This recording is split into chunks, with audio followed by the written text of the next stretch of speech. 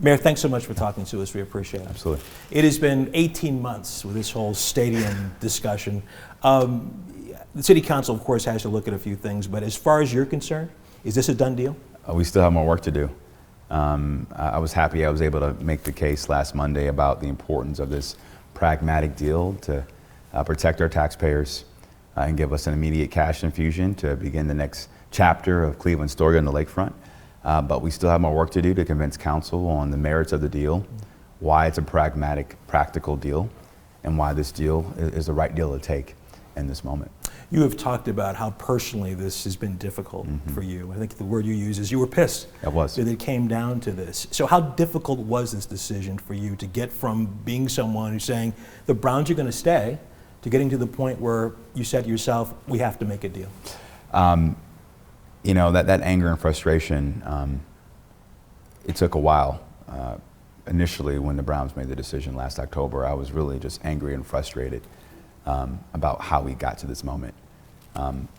As I said at the council table this past Monday, I never in a million years expected the state to give them $600 million to leave to go to Burke Park.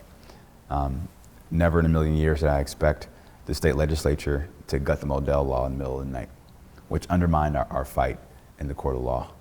And so given those headwinds, I'm still happy we got to this moment so that we can do what council and the residents wanted me to do. Protect our general revenue fund, protect the taxpayers, and make sure the city of Cleveland was not left empty-handed. And this $100 million deal does those things. You used the word undermined. Also, the Greater Cleveland Partnership earlier came out of for the team leaving the city and going to Burke Park. Do you feel, you talked about the headwinds as well, do you feel you were undermined by the state, by local officials? How would you describe it? Well listen, everyone's entitled to make their own decision. But myself and the county executive vehemently disagree with the state and disagree with GCP. You know, it is obviously it's the Greater Cleveland Partnership, but the Cleveland and GCP means something. And so I'm optimistic that myself and the county executive can work on amending those relationships and getting back into a better footing with GCP in the future. But it's important that moving forward, the business community in this town continues to prioritize the city of Cleveland, because you can't have a thriving region without a thriving Cleveland. And this $100 million investment will allow us to begin the next chapter of making sure the core continue to thrive in the future. It sounds like in many ways you felt you had no choice but to make a deal. Had no other choice. Listen, it would have been easy to continue to fight in court. It would have been easy to continue to hold on to these past amazing memories of the Browns playing football on our lakefront. And Russ, I think it's important for me as mayor to give respect and pay homage to amazing civic leaders who fought hard between 1995 and 1999. Folks like former Mayor Michael R. White, who led the fight with folks like Fred Nance and many others. They deserve to be recognized. But now it's time for us to come together as a city, come together as a region, and begin writing the next chapter of Cleveland's story. And that's my focus right now. In a few years, for the first time in almost 100 years, going back to the Cleveland Rams, there will not be a professional football team in the city of Cleveland. What do you say to Clevelanders who are incredibly upset about that and believe a big fabric of Cleveland is now, the city of Cleveland is now going away? Well, here's what I would say. Change is not easy. And as we contemplate how we got there, I want folks to be angry in terms of how the state undermined this city and this county to keep the Browns playing football in Cleveland, downtown. But let's channel that anger into positive action. You know, and that's what I'm trying to do right now as mayor. We now have a $100 million investment coupled with the over $150 million investment that we received from the federal and state government. We now have nearly $250 million now to transform our lakefront to a global asset that our residents can enjoy now 365 days out of the year. And so that gives me hope, that gives me excitement, that gives me energy. But I know change is hard, and I know it might take some time for folks to process this, but now it's time to move forward. and write the next chapter of Cleveland's story. The news conference where you and the Haslams announced you had a deal surprised a lot of people, including County Executive Chris Ronayne, City Council President Blaine Griffin, who said he just found out 20 minutes before the meeting that was going down. Why didn't you keep that so quiet? Why were they not informed of what was happening? Well, listen, at every step of the way, when there was a material change in how things were going with HSG and the Browns, I briefed the council president. Now, do we go in the details of every part of the deal? Absolutely not. But I took council's mandate seriously. Number one, immediately after last year when the Browns announced they were going to Burke Park, they invoked the Modell Law, and I hired one of the best law firms in the country in Jones Day to fight in court. That allowed us to get to this point, to extract the kind of leverage we needed to get $100 million. And I will also say this, a deal of this magnitude, I cannot negotiate in the public or the press. And this thing happened really fast. And so I had to keep it tight to make sure that it didn't get leaked and that we could get the pencils on paper and ensure this thing gets signed in an effective way. And so $100 million is a big deal. And the voters of the city elected me to be the chief executive of the city. There's only one mayor at a time. And so I had the authority and the support of my administration to get to this point.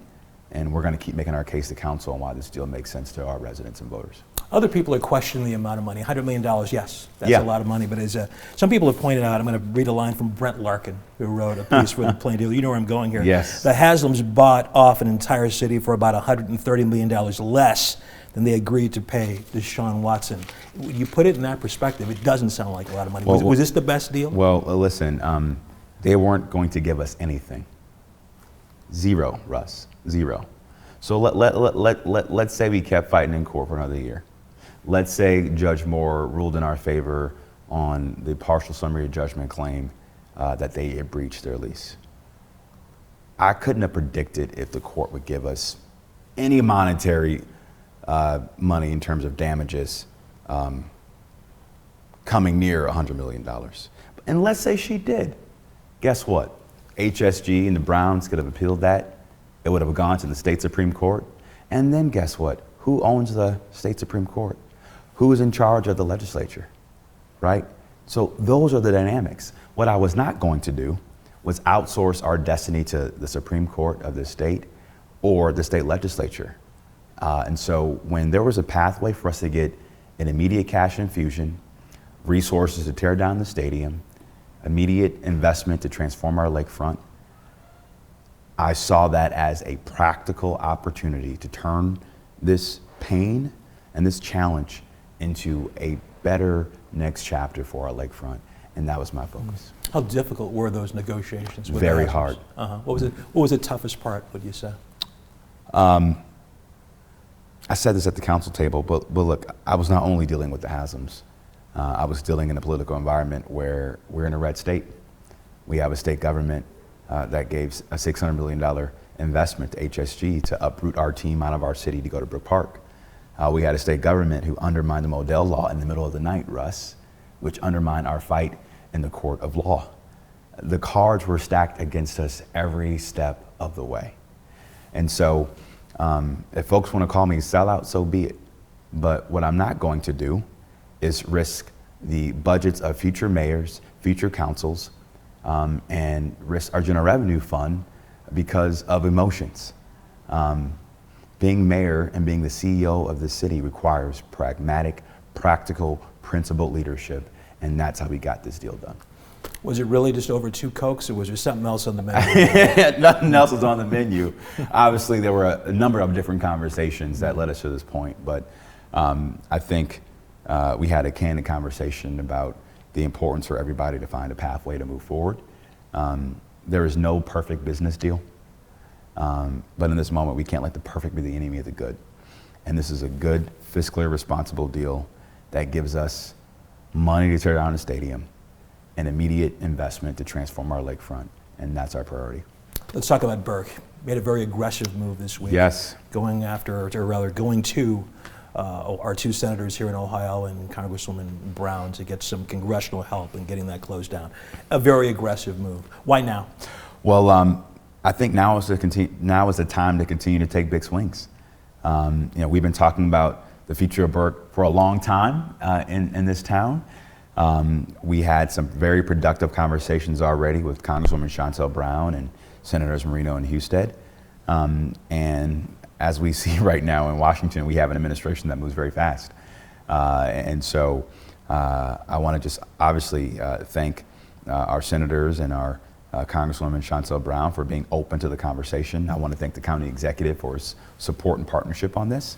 And I think it's a risk worth exploring.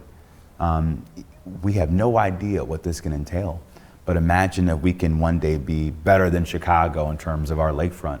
That's something we can all be proud of as Clevelanders. I know there's some hurdles to get past, but ideally, how soon would you like to see this happen? As soon as possible. Obviously, I can't predict how fast or how slow the federal government's going to move, but I think our letter and the initial response is a good indicator that we can move with some urgency on this issue.